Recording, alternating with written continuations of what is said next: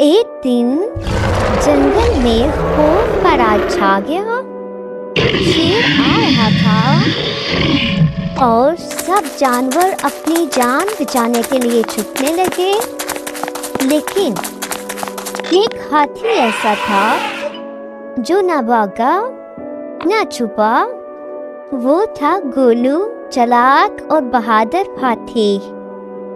اس نے طاقت سے نہیں، عقل سے لڑنے کا فیصلہ کیا اور پھر ایسی چال چلی کہ جنگل کی تقدیر بدل گئی۔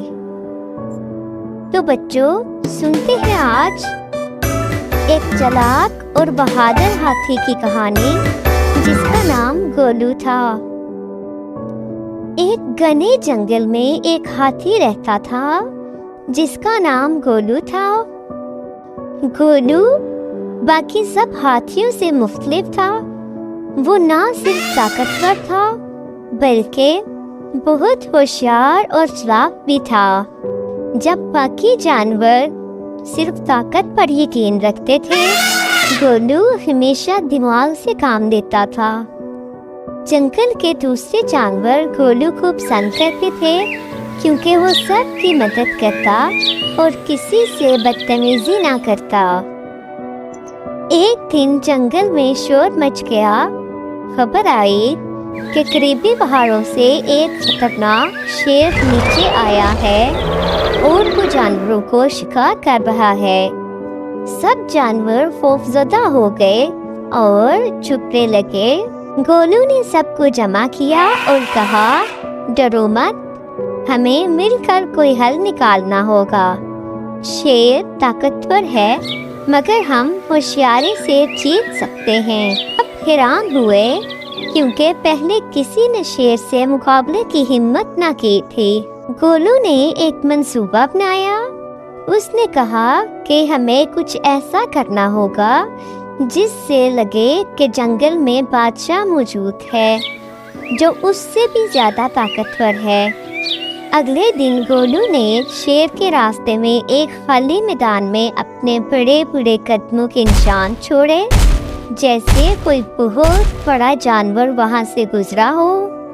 اس نے اپنے جسم پر رنگ لگا کر درختوں پر جھاڑیاں رگڑیں اور کچھ آوازیں ریکارڈ کر کے سنا دیں، جیسے کوئی گرجدار مخلوق جنگل میں آ گئی ہو۔ جب شیر وہاں پہنچا تو اس نے بڑے بڑے قدموں کے نشان دیکھے، جھاڑیاں بکھری ہوئی دیکھی اور گرجنے کی آوازیں سنی۔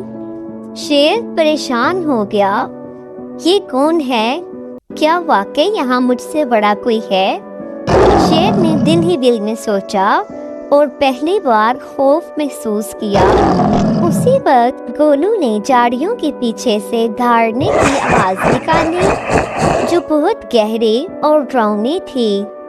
شیر گھبرا گیا اور فوراً پہاڑوں کی طرف بھاگ گیا۔ سب جانور خوشی سے ناچنے لگے۔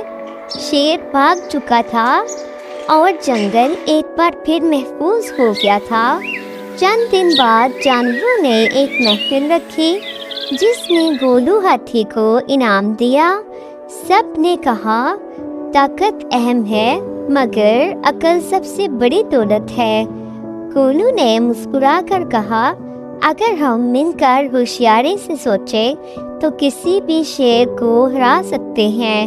تو بچوں، اگر آپ کو یہ کہانی پسند آئی تو میرے چینل کو سبسکرائب کریے گا اور دوستوں کے ساتھ شیئر کرنا مت بھولیے گا۔